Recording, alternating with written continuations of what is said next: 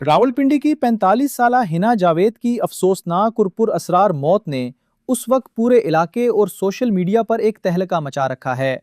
एक ऐसी खातून जिसकी शादी को बमुश्किल 9 से 10 माह का अरसा हुआ था, 20 अगस्त 2026 की सुबह अपने ही घर के बाथरूम से इस हालत में मुर्दा पाई जाती है कि देखने वालों की रूह कांप उठती है। पुलिस की इब्तदाई तफ्तीश, एफआईआर के मुंदरजात और अब सामने आने वाली पोस्टमार्टम रिपोर्ट ने उस वाक़े पर कई सवालात खड़े कर दिए हैं। रावलपिंडी पुलिस को हिना जावेद की इब्तदाई पोस्टमार्टम रिपोर्ट मौसूल हो चुकी है, जिसने इस मामले की संगीनी को मजीद बढ़ा दिया है। इब्तदाई रिपोर्ट के मुताबिक हिना जावेद की गर्दन की हड्डी टूटी हुई पाई गई है। उसके अलावा उनकी पसलियों और कोल्हे की हड्डी पर भी शदीद जख्मों और तशद्दुद के वाज़ेह निशानात मौजूद हैं। तफ्तीश पर मामूर पुलिस टीम के एक एहलकार ने बताया कि इब्तदाई पोस्टमार्टम से ये बात भी सामने आई है कि हिना के दिल के इर्द गिर्द खून का एक लोथरा यानी क्लाट मौजूद था।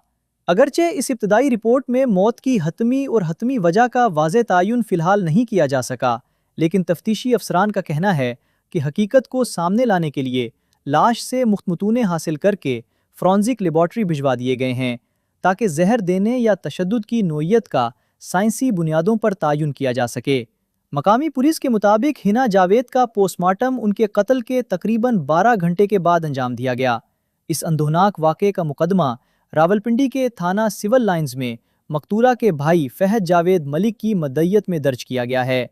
इस मुकदमे में हिना जावेद के शोहर, उनके सुसर और घर के एक मुलाजिम को बराह रास्त नामजद किया गया है। पुलिस ने तुंदही से कार्रवाई करते हुए मुलजिम शोहर और घरेलू मुलाजिम को गिरफ्तार किया और उन्हें रावलपिंडी की मकामी अदालत में पेश करके 3 रोज़ा जिस्मानी रिमांड हासिल कर लिया है।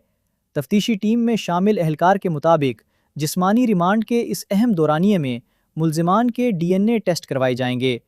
केस की गहराई तक पहुंचने, सच और झूठ की तमीज़ करने के लिए मुलजिमान को पोलीग्राफिक और दीगर अहम साइंसी टेस्ट के लिए लाहौर की मरकजी फॉरेंसिक लेबॉर्ट्री ले जाया जाएगा। दूसरी जानिब मुकदमे में नामजद तीसरे मुलजिम यानी हिना जावेद के सुसर का भी इब्तदाई बयान रिकॉर्ड कर लिया गया है। उन्होंने अपने बयान में एतराफ़ किया कि हिना जावेद और उनके शोहर के दरमियान नवंबर 2025 में शानादी के फ़ौरन बाद ही से मुख्तलिफ घरेलू और ज़ाती मामलात पर अक्सर व बेशतर शदीद झगड़े शुरू हो गए थे। ताहम तफ्तीशी टीम के मुताबिक चूँकि सुसर काफ़ी उम्र रसीदा हैं, इसलिए उन्हें फ़िलहाल हिरासत में नहीं लिया गया, लेकिन उन्हें सख्ती से पाबंद किया गया है कि वो तफ्तीश की मुकम्मल तकम्मुले तक ये इलाका छोड़कर कहीं नहीं जा सकते। बीबीसी न्यूज़ उर्दू के लिए सहाफ़ी मोहम्मद ज़ुबैर खान से बात करते हुए हिना जावेद के भाई और मुद्दई मुकदमा फहद जावेद मलिक ने इंतहाई दर्दनाक लहजे में अपने तासुरात का इजहार किया। उन्होंने कहा कि शादी के बाद उनकी बहन पर किया गुजरी ये तो वो जानती थी, लेकिन 20 अगस्त की सुबह उन्होंने जो मंजर देखा वो शायद ज़िंदगी भर नहीं भूल पाएंगे।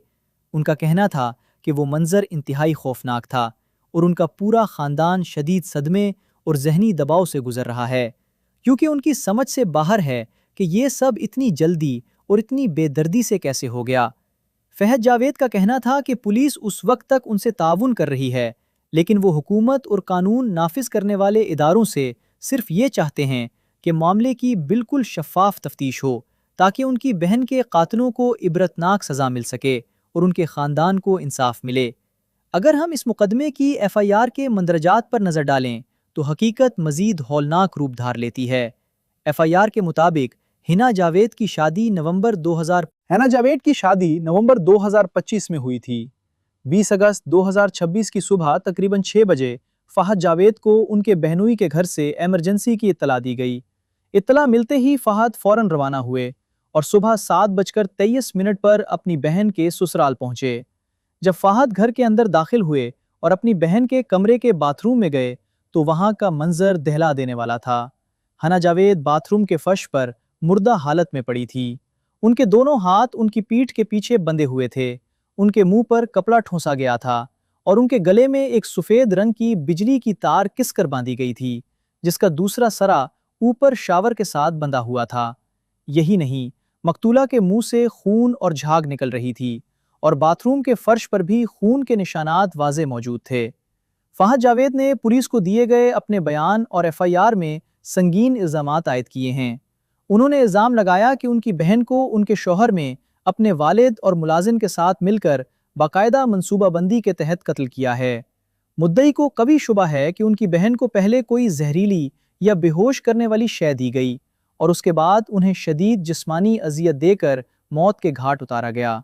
مزید برآں ایف آئی آر میں فہد جاوید نے اس بات کا بھی انکشاف کیا ہے کہ ان کے بہنوئی آئے روز حنا کو تشدد کا نشانہ بناتے تھے اور ان کا رویہ انتہائی ظالمانہ تھا۔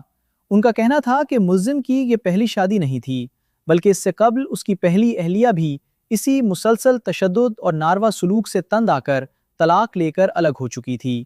فی الحال ملزمان یا ان کی دفاعی ٹیم یعنی کسی وکیل کی طرف سے ان الزامات کے جواب میں کوئی باقاعدہ موقف یا بیان سامنے نہیں آیا ہے، لیکن راولپنڈی پولیس کا کہنا ہے کہ تمام سائنسی، فرانزک اور تکنیکی شواہد کو اکٹھا کیا جا رہا ہے تاکہ عدالت کے سامنے ایک مضبوط کیس پیش کیا جا سکے۔